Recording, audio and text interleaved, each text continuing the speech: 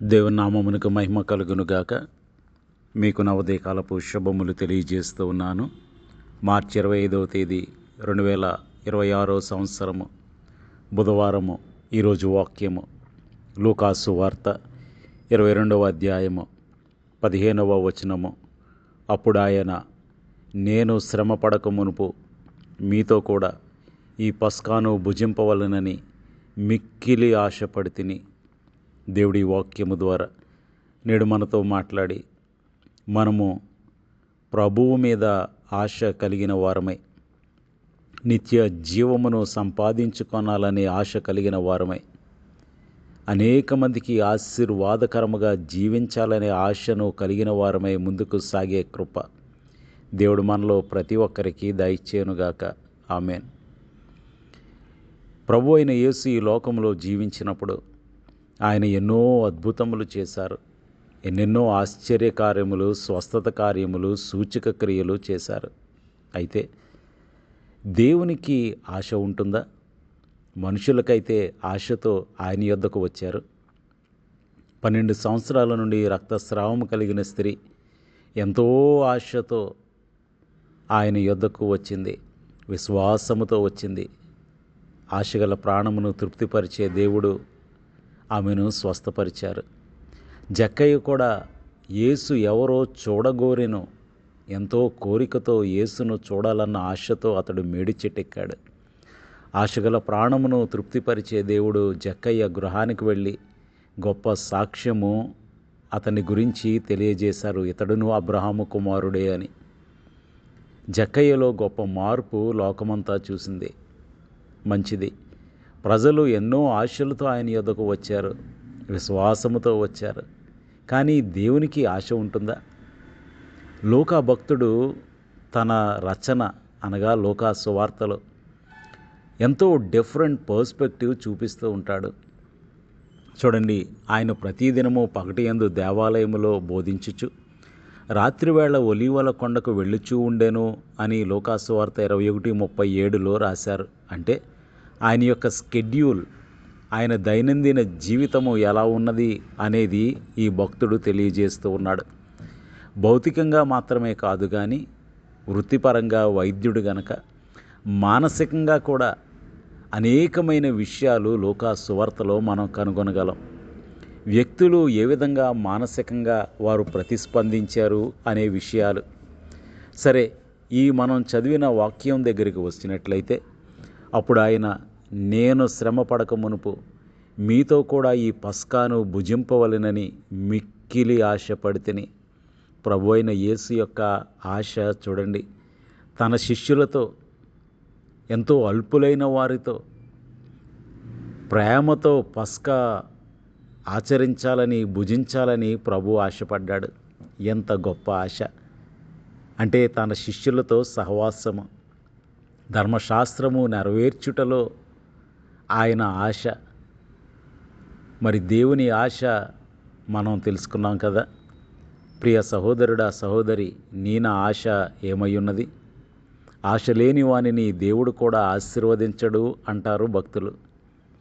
దావీదు జీవితాన్నే తీసుకున్నట్లయితే దావీదు ఎందుకు వర్ధిల్లాడండి?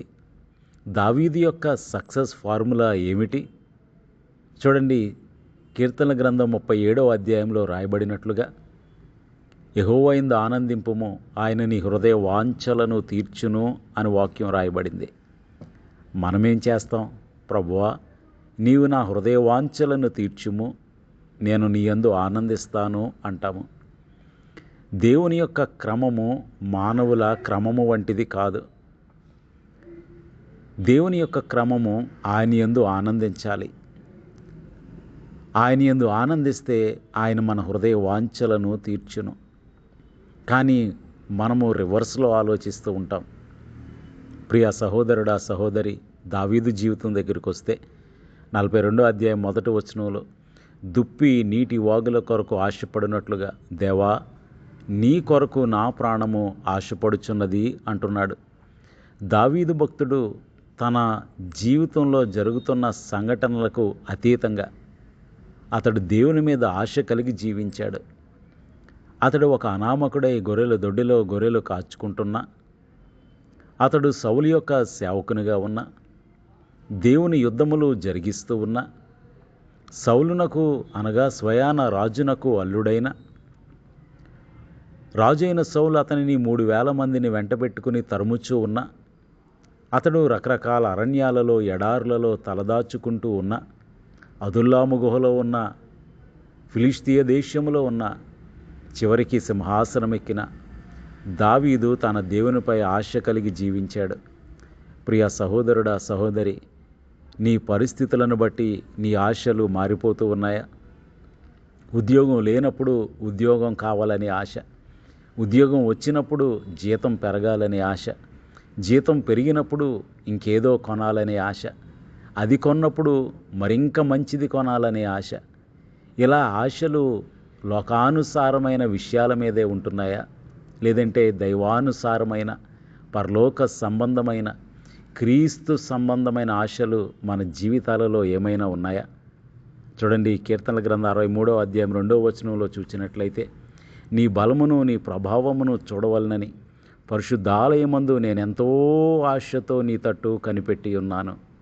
చూడండి, దావీదు భక్తుడు రాజయ్యుండి ఆయన ప్రభావాన్ని చూడాలని, ఆయన బలమును చూడాలని, ఆయన పరిశుద్ధాలయమందు ఆశతో ఆయన వైపు చూచాడట.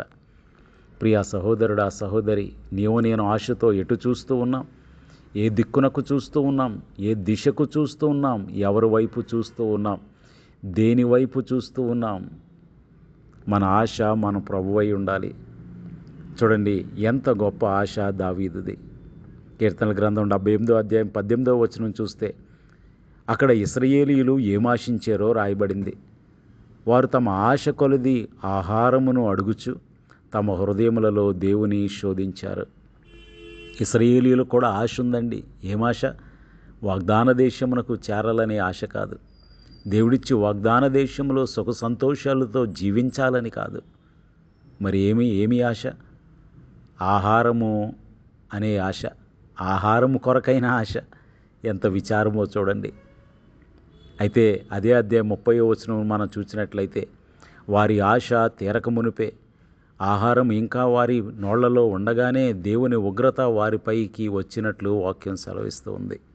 కాబట్టి మనం గమనించినట్లయితే, మనము దావీదు వలె దైవిక ఆశతో నింపబడాలి. ఎప్పుడైతే మనము దేవునిని గూర్చిన ఆశతో, దైవికమైన ఆశతో, దేవునిని సంతోషపరచాలనే ఆశతో, నిత్య రాజ్యమును సంపాదించుకోవాలనే ఆశతో ముందుకు సాగుతామో, ఆశగల ప్రాణమును ఆయన తృప్తిపరుస్తాడు. ప్రియ సహోదరుడా, సహోదరి, ప్రభువైన యేసు తన శిష్యులతో పస్కాను భుజించాలని మిక్కిలి ఆశపడ్డారు. ఎంత దైవికమైన ఆశ!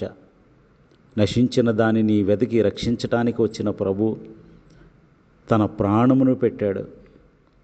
దీనులను ప్రేమించాడు, వారితో సహవాసము చేశాడు. దేవుడు, తండ్రి అయిన దేవుడు తనకు అప్పగించిన వారిని ఎంతో నమ్మకంగా చివరి వరకు ప్రేమించాడు. మరి ప్రియ సహోదరుడా, సహోదరి, మన జీవితంలో దేవుడు మనకిచ్చిన వారిని దేవుని ప్రేమతో ప్రేమిస్తూ ఉన్నామా? దేవుని మహిమ కొరకు జీవిస్తూ ఉన్నామా? దేవునికి ఇష్టకరమైన ఆశలు కలిగి జీవిస్తూ ఉన్నామా? ఎలా ఉన్నాయి మన ఆశలు? ప్రార్థన చేసుకుందాం. సర్వోన్నతుడును సర్వశక్తివంతుడు అయిన మా ప్రియ పరలోకపు తండ్రి, జీవం గల దేవ, మీరు ఈ లోకంలో ఉండగా ఎటువంటి ఆశను మీరు కలిగి ఉన్నారో ఆ మాటను ధ్యానించడానికి కృప చూపించారు. స్తోత్రాలు. అవును ప్రభువా, నీ శిష్యులతో కలిసి బస్కాను భుజించవలనని మిక్కిలి ఆశపడినట్లు మీ శిష్యులకు తెలియజేశారు. అవును ప్రభువా, ఆ మాటను బట్టి మా ఆశలు ఎలా ఉన్నాయో, లోకానుసారమైన, శరీరానుసారమైన, నేత్రానుసారమైన ఆశల, నిత్య జీవమును గూర్చిన దైవికమైన ఆశల అని మమ్మల్ని మేము ప్రశ్నించుకోవటానికి కృప చూపించారు. స్తోత్రాలు.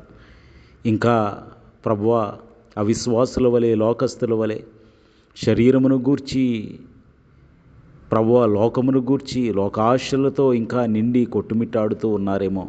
ప్రభువా, నీ కృపతో జ్ఞాపకం చేసుకోండి. ఏది శాశ్వతమైనదో, ఏది నిత్యమైనదో, ఏది నీకు ఇష్టకరమైనదో, ఏది నీ దృష్టిలో విలువగలదో అట్టి ఆశలు కలిగి జీవించే కృప మాలో ప్రతి ఒక్కరికి దయచేయండి. రక్షక, 10th క్లాస్ ఎగ్జామ్స్ రాస్తున్న పిల్లలకు జ్ఞానం ఇచ్చి నడిపించండి. దూరదేశంలో ఉన్న మా ప్రియులను ప్రభువా, యుద్ధ ప్రభావిత ప్రాంతాల్లో ఉన్న నీ బిడ్డలను జ్ఞాపకం చేసుకోండి. క్షేమము దయచేయండి. యుద్ధాన్ని ఆపమని బ్రతిమలాడుకొనిచున్నాం. ప్రభువా, ఈ రోజంతా నీ కృప, కాపుదల, కనికరము, కటాక్షము మాతో ఉంచి నీ కృపలతో నింపి నడిపించుమని యేసు నామములో స్తుతించి వినయముగా వేడుకొనుచున్నాము తండ్రి. ఆమేన్.